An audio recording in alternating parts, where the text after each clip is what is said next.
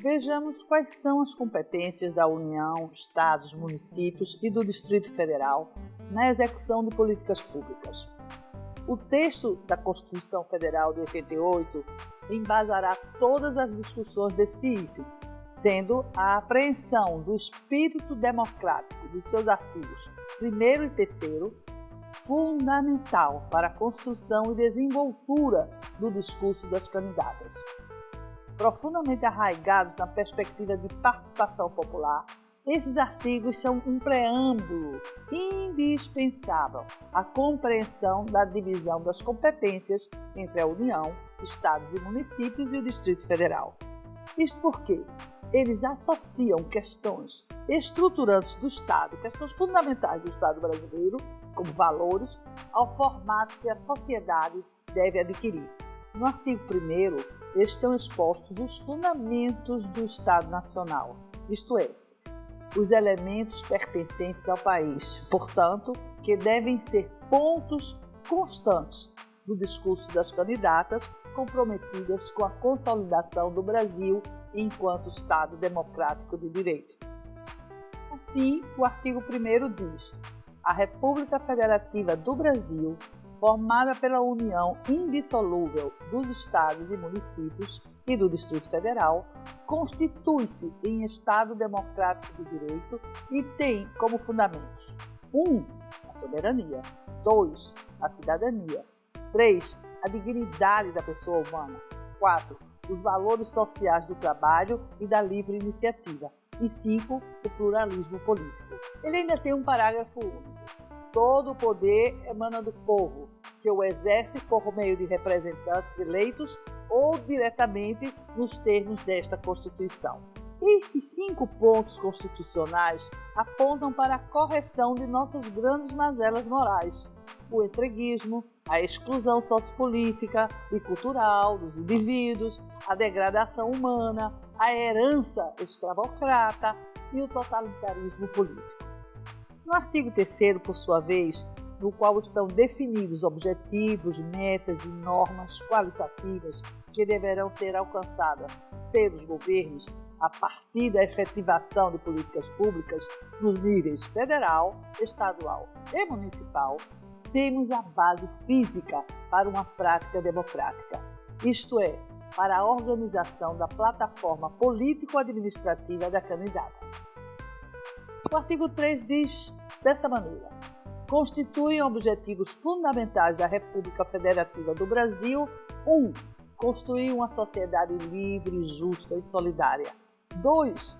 Garantir o desenvolvimento nacional. 3. Erradicar a pobreza e a marginalização e ainda reduzir as desigualdades sociais regionais. E 4. Promover o bem de todos, sem preconceitos de origem, raça, sexo, cor, idade e quaisquer outras formas de discriminação. Os objetivos nomeados neste artigo 3º anunciam o desejo de nos tornarmos um país para todos e todas. Conheçamos agora mais de perto o que cabe a cada poder. Ao Poder Executivo, na esfera da União, cabe exercer a chefia de governo. No Brasil e em todos os países presidencialistas, essa função é exercida pelo Presidente da República. É típico de sua função administrar. 2. Ao Poder Legislativo, no nível nacional, cabe exercer o Parlamento, que no Brasil corresponde ao Congresso Nacional, composto pelo Senado Federal e pela Câmara dos Deputados. Sua função precípua é a elaboração das leis. Agora, ao Poder Judiciário cabe julgar, através de seus juízes, desembargadores e ministros do Judiciário. No que se refere às outras instâncias, Estados, Distrito Federal e municípios, essas competências recaem, no caso do Executivo, sobre os governadores e governadoras, e prefeitos e prefeitas, respectivamente, enquanto no que se relaciona com o Parlamento, sobre as Assembleias Legislativas Estaduais e Câmaras de Vereadores e Vereadoras. No caso do Poder Judiciário, não existem responsabilidades locais. Estas são exercidas pelo Tribunal de Justiça Estadual e pelas comarcas, que agregam um município sede e vários municípios circunvizinhos. As competências do Poder Executivo ainda podem ser comuns às três instâncias, ou seja, federal, estadual e municipal, como disposto no artigo 23 da Constituição Federal. O conteúdo deste artigo 23, bem como um maior detalhamento das competências dos três poderes e das instâncias federal, estadual e municipal, estão disponíveis no material de apoio a este curso que estamos fazendo aqui. Perseguindo agora objetivamente o sentido de apoiar as candidaturas de mulheres aos poderes locais nas próximas eleições municipais, passamos a informar com mais profundidade sobre os papéis que elas se propõem a desempenhar ao concorrerem a cargos eletivos. No caso da vereadora, o seu papel principal é justamente representar a sociedade na Câmara Municipal, enquanto o da prefeita é a gestão dos negócios do município e da comunidade, estando esta subordinada apenas à lei e não a outras autoridades. Muito embora o trabalho das prefeitas e vereadoras se complementem, suas funções e competências são distintas. A prefeita, por exemplo, pode prometer que vai criar creches, a vereadora não. Ela pode sim prometer que apoiará a prefeita nesta iniciativa. As funções das prefeitas são da ordem política, executiva e administrativa, e a das vereadoras, legislativa e política.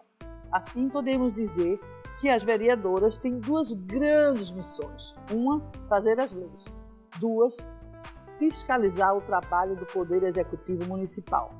A compreensão de cada uma sobre o seu papel é indispensável para que a candidata não venha a se comprometer com tarefas que, tanto constitucionalmente como na prática, não terá condições de cumprir. Do ponto de vista das interdições impostas pela natureza dos seus cargos públicos, as prefeitas e vereadoras não podem 1. Ser proprietárias ou diretoras de empresas com contrato com o seu município. 2. Eleger-se simultaneamente para outro cargo eletivo. E 3. Impetrar ação judicial contra ou a favor das pessoas jurídicas de direito público, autarquias, empresas públicas e empresas concessionárias de serviço público. Dando continuidade a este tópico, vamos reforçar alguns dados sobre o último resultado eleitoral para o Executivo e o Legislativo municipais. As mulheres governam apenas 11,9% das cidades brasileiras. E no universo de 57.814 cadeiras legislativas, apenas 7.803 são ocupadas por mulheres, o que corresponde aos míseros 13,5% das vagas. Isto significa que as mulheres não somam ainda um número suficiente para influir nas decisões das cidades brasileiras. Conflitando com esses números, apenas simbólicos para qualquer representação, nós, mulheres, somos 52,5% do eleitorado.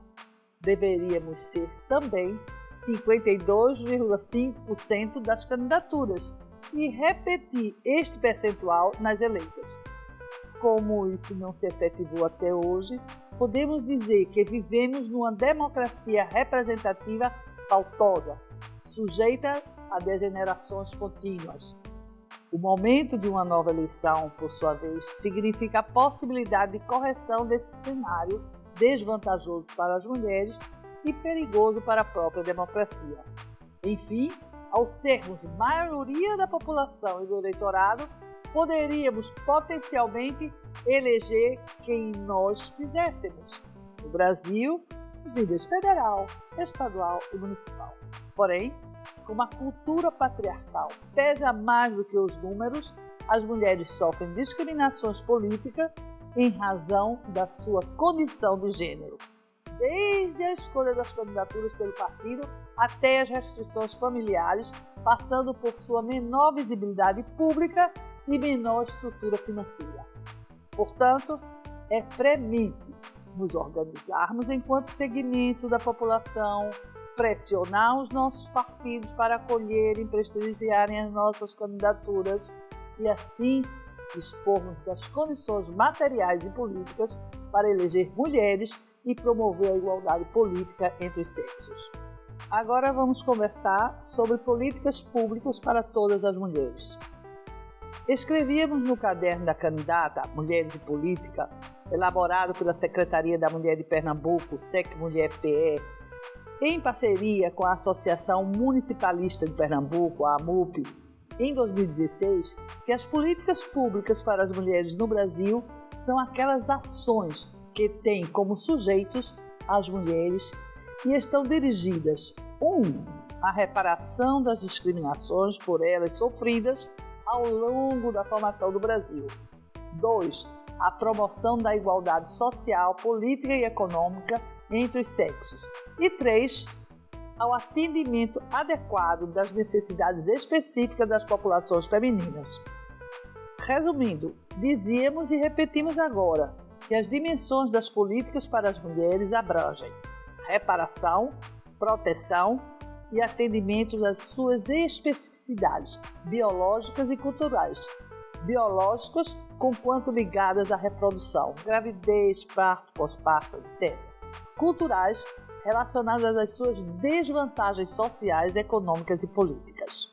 Naqueles 3 sentidos da reparação, proteção e atendimento, toda a população feminina é demandante das mesmas políticas públicas. No entanto, as mulheres não são iguais entre si, muito menos no Brasil.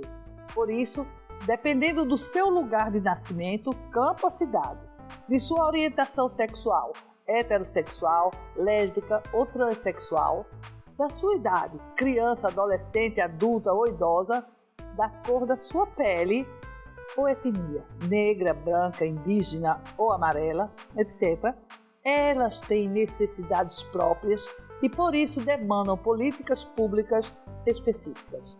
Essa compreensão gestada pelo feminismo, que exprime o respeito à diversidade, quando transportada para os campos da elaboração e da execução de políticas para as mulheres, amplia o alcance da ação do Estado, alarga as suas possibilidades de efetivar a democracia e de contribuir com o empoderamento das populações femininas, uma vez que valoriza a condição das mulheres de sujeitos de direito e de ação.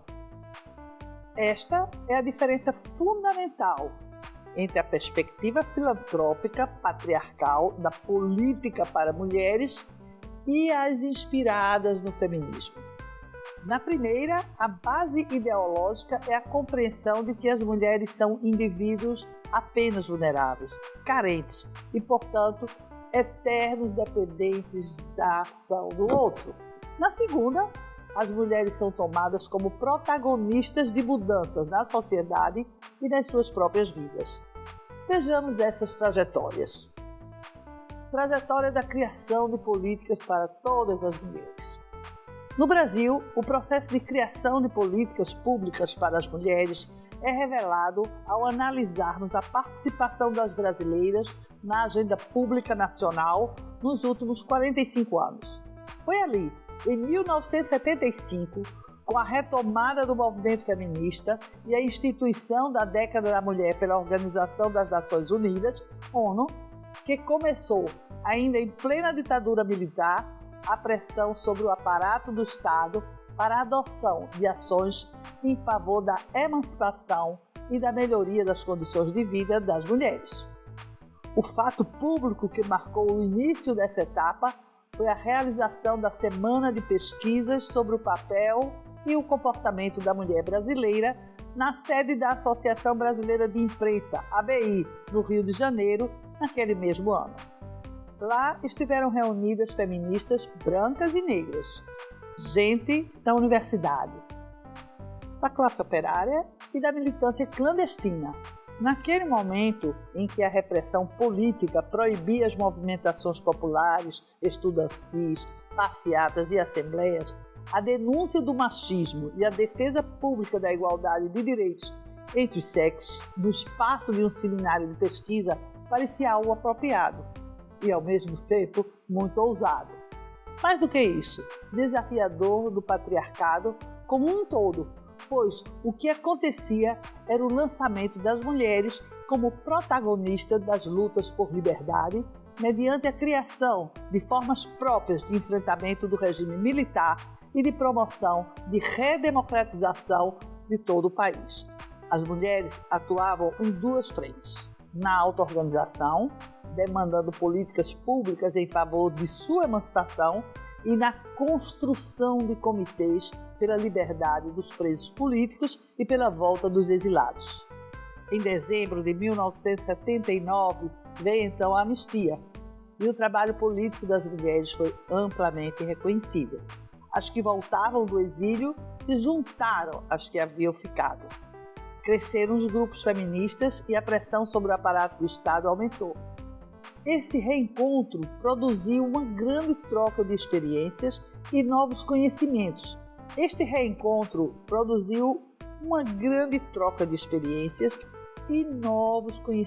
Produzidos pelas mulheres foram ofertados à sociedade brasileira. As que haviam saído e as que tinham ficado não estavam apenas a cumprir com o seu papel de esposas, de acompanhar os maridos. Eram mulheres políticas e profissionais. Entre 1982 e 1983, as brasileiras estavam participando dos debates para a formulação do Programa de Atenção Integral à Saúde da Mulher, PAISME, hoje denominado de Programa Nacional de Atenção Integral à Saúde da Mulher, PANAISME. Da mesma forma, eu estava discutindo com candidatos aos governos estaduais a inclusão em suas plataformas de campanha de questões do interesse das mulheres e a criação de órgãos de políticas para as mulheres no aparato do Estado. Muitas coisas mudaram. Tanto é que hoje as mulheres estão exigindo apoio para as suas candidaturas e se preparando para ter um discurso que corresponda ao volume de participação das mulheres na população.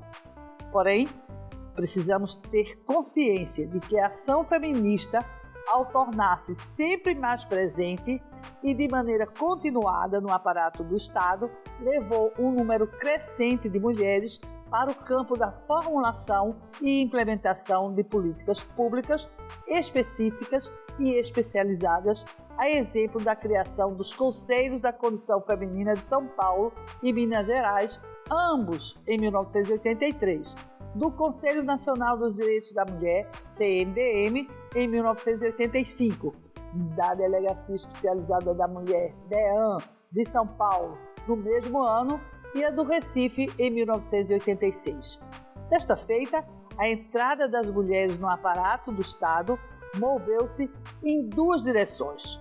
Primeira, pela perspectiva de desconstruir o sexismo presente nas políticas existentes, a exemplo da criação de especialidades no interior de órgãos setoriais ou reformulação de leis e normas para atendimento adequado das populações femininas.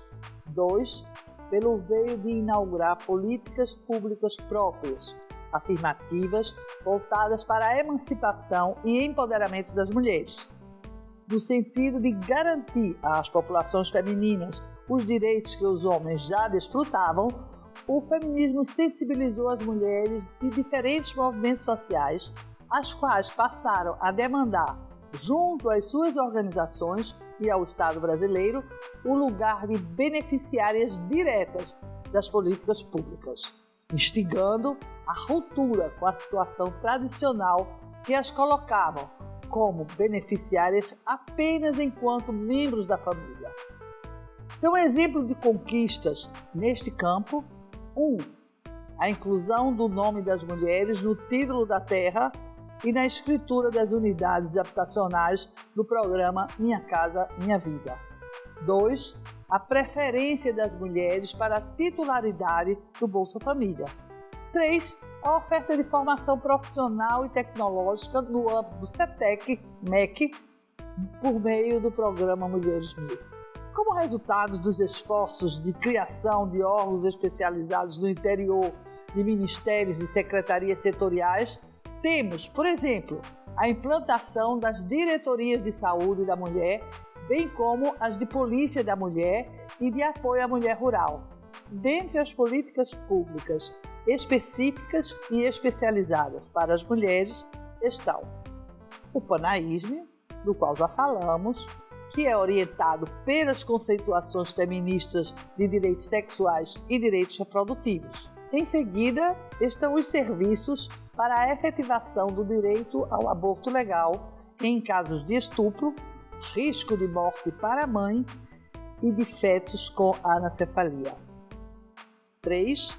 As leis Maria da Penha, que é a lei número 11.340 de 2006, a lei da notificação compulsória, que é de número 10778 de 2003, a lei do feminicídio, que tem o número 13.104 de 2015, e a lei da importunação sexual, lei número 13.718 de 2018. Ainda no campo do enfrentamento da violência contra as mulheres, temos a rede de atendimento especializado, que é formada por delegacia, centro de referência, casa-abrigo, serviços de saúde, etc. Temos também as ouvidorias e centrais telefônicas de recebimento de denúncias de violência e discriminações contra a mulher. No espaço do controle social, temos os Conselhos de Defesa dos Direitos das Mulheres nas 3 esferas do Poder Executivo. Temos também os organismos de políticas públicas para as mulheres nos níveis federal, estadual e municipal, além dos órgãos ligados ao sistema de justiça, defensorias, varas, coordenadorias e promotorias especializadas da mulher. E, por fim, temos ainda as comissões de defesa dos direitos das mulheres do Poder Legislativo nos âmbitos federal, estadual e municipal. Esse panorama no interior do aparato do Estado nos dá ideia das dimensões do trabalho político realizado pelas mulheres em favor da emancipação feminina e da democratização do Estado nos últimos 45 anos. Essa é uma demonstração preciosa de sua capacidade política de reorganizar o Estado, a sociedade e suas próprias vidas. Como são os órgãos gestores de política para as mulheres? De acordo com a plataforma de Beijing, de 1995, assinada pelo governo brasileiro, o mecanismo institucional para a promoção das mulheres deve ser o organismo central de coordenação dessas políticas no interior dos governos. Sua principal missão é dar apoio à incorporação de uma perspectiva de igualdade entre homens e mulheres em todas as áreas políticas, nos diferentes níveis dos governos, podendo esses serem municipais, estaduais ou federal. A presença do feminismo no aparelho do Estado, por sua vez, desponta neste cenário com a incumbência de dar profundidade a essa perspectiva, exigindo a promoção da reparação das históricas desigualdades de gênero. No Brasil, os órgãos de política para as mulheres são estruturas do aparelho do Estado presentes desde a década de 1980 na União, nos estados e nos municípios, como também nos 3 poderes e no Ministério Público, cujo objetivo principal é efetivar os direitos conquistados nas leis pelas mulheres. A sua simples existência é testemunho do reconhecimento do Estado e da sociedade de suas próprias responsabilidades para com a emancipação das populações femininas. Por conseguinte, a forma mais concreta e apropriada dos poderes assumirem essa tarefa é criando esses organismos especializados dotados de autonomia, recursos próprios, capacidade executiva efetiva e prestígio político. No campo do poder executivo, seja federal, estadual ou municipal, os organismos de políticas para as mulheres surgiram na administração pública direta.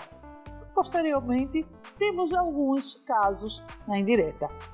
Eles surgiram, ora como órgão reitor, ora como órgão especializado no interior de uma estrutura setorial. Como órgão reitor, ele cumpre com 3 funções estratégicas: articulação e coordenação geral da política de gênero. 2. Assessoria direta em gênero à chefia do Executivo. 3. Execução de políticas específicas para as mulheres. Na condição de órgãos especializados, eles pertencem a uma estrutura setorial e executam, no interior da mesma, a política de gênero e ações especializadas dirigidas às mulheres. Os organismos de política para as mulheres são estruturas estratégicas, geralmente denominadas de ministérios, secretarias de Estado, subsecretarias, secretarias especiais, coordenadorias, superintendências, gerências ou diretorias, a depender de seu grau de autonomia no aparato do Estado. Com exceção dos termos ministérios e secretaria de Estado, as demais expressões elencadas acima servem também para nomear órgãos especializados no interior das instâncias setoriais. Os organismos especializados de política para as mulheres no espaço dos governos federal, estadual e municipal são muito heterogêneas. Umas são mais fortes, contam com recursos próprios e têm autonomia, a exemplo das secretarias de Estado. Outras, menos, como acontece com as coordenadorias, superintendências, etc. Enfim, eles são muito diferentes quanto às suas condições efetivas para coordenar e executar políticas públicas especializadas. Na sua grande maioria, estes órgãos foram criados recentemente, há cerca de 15 anos, e seu formato político, administrativo, ainda depende da compreensão política do chefe ou da chefe do executivo sobre a sua importância para a democracia. Não obstante essa dificuldade, a existência dos organismos de política para as mulheres vem proporcionando às populações femininas vivências políticas coletivas importantes para a transformação das relações de gênero, a exemplo de 1. Construir articulação de gestores de política para as mulheres, ou seja, as mulheres juntas se articulam e discutem as políticas. 2. Promover cursos para aprofundar a compreensão das mulheres sobre política e sobre economia. 3. Valorizar o discurso qualificado, voltado para a adoção do enfoque de gênero pelos diferentes poderes do Estado. E 4. Participar com outros poderes da construção de uma política nacional de enfrentamento da violência doméstica e sexista.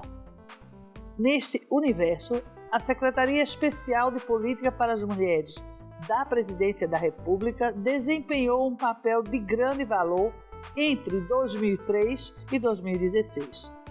No momento, transformada em Ministério da Mulher, da Família e dos Direitos Humanos, e sobre uma orientação comprometida com a subordinação das mulheres aos homens, perdeu a relação com o movimento de mulheres e a sua relevância para a democratização do país, funcionando no sentido contrário da motivação que lhe deu vida, ou seja, funcionando para desconstruir a liberdade e a autonomia das mulheres. Desta feita, entendendo que a vida acontece primordialmente nos municípios, insistimos na ideia de que as eleições de 2020 são as mais importantes para retomarmos, na prática eleitoral, o princípio constitucional da igualdade entre os sexos, lutando pela ampliação da representação política das mulheres. Dentre as experiências feitas no Brasil a Secretaria da Mulher de Pernambuco, sob a égide do Partido Socialista Brasileiro e da perspectiva feminista, colocou-se como a mais importante referência de formulação, implantação e gestão de políticas públicas para todas as mulheres no nosso país. Não obstante a existência de falhas, dificuldades e ausência neste organismo, ora inerentes às dificuldades de condução de processos políticos socioadministrativos de transformação da cultura, ora vinculadas às inexperiências do próprio feminismo em gestão pública, as políticas para as mulheres, conduzidas pela Secretaria da Mulher, responderam a uma questão central da demanda das populações: se dirigir a todas as mulheres e não apenas para as mulheres socioeconomicamente vulneráveis. Reputamos então os bons resultados alcançados pela gestão socialista de políticas públicas para as mulheres no estado de Pernambuco as seguintes características: compromisso de trabalhar no interior do estado com a perspectiva feminista de transformação sociopolítica das mulheres, autonomia financeiro-administrativa em relação aos demais órgãos do governo, inovação simultânea nas ações fins e nos procedimentos meios, diálogo permanente com o movimento de mulheres e no seu interior com o movimento feminista e o acesso direto e ininterrupto da titular da pasta com o governante máximo do Estado. Ao tomar a direção da autonomia, Pernambuco contribuiu de forma inequívoca com a mais importante das dimensões da gestão voltada para promover mudanças no status das populações femininas, historicamente desempoderadas pelo patriarcado, o que quer dizer estruturalmente dependentes, que é a autonomia do seu órgão gestor no interior do aparato do Estado. Isto porque, em Pernambuco, as políticas para as mulheres não estavam subordinadas a uma Secretaria de Assistência Social, de Direitos Humanos ou de Justiça. A Secretaria da Mulher nasceu empoderada por sua autonomia e por se constituir a partir da concepção das próprias mulheres sobre o lugar que elas queriam ocupar no mundo, ou seja, o de protagonista de seus destinos. Dessa maneira, Pernambuco diferenciava-se soberbamente do tipo de opção, até aquele então, adotada no momento de criação e implementação de um órgão voltado para as mulheres, que era o de colocá-lo na dependência de outras estruturas, que na maioria das vezes eram acríticas ao patriarcado. Observemos que, na prática, essa opção de Pernambuco correspondia, em termos das transformações das relações de gênero, à efetivação no interior do aparato do Estado da proposta feminista de autonomia para todas as mulheres. Na verdade, por trás do discurso da dificuldade de ampliação dos gastos públicos, com o qual os governantes de ambos os sexos justificam a não criação de um órgão autônomo, está a sua própria fidelidade ao patriarcado. Ou seja, ao criarem, com frequência, um pendurucalho sem força política e financeira para atuar e desprovido de autonomia e visibilidade para angariar os olhares da sociedade, os governantes reproduzem, no âmbito das funções de governo, a condição de subalternidade que as mulheres vivenciam na sociedade. Sim, o convencimento do governador Eduardo Campos quanto à importância da presença de um órgão específico, especializado e autônomo para tratar das questões de gênero no aparato do Estado, bem como a sua determinação de enfrentar a violência contra as mulheres com a mesma força que se dedicava ao enfrentamento da violência urbana, e ainda valorizar a instrução das futuras gerações sobre a necessidade de mudar as relações de gênero, foram primordiais para que Pernambuco viesse a ter uma política pública afirmativa para todas as mulheres, duradoura e não apenas ações para aquelas em situação de vulnerabilidade. Vejamos as palavras do próprio Eduardo Campos ao dar posse a uma feminista para conduzir a pasta de políticas públicas para as mulheres. Aspas para Eduardo.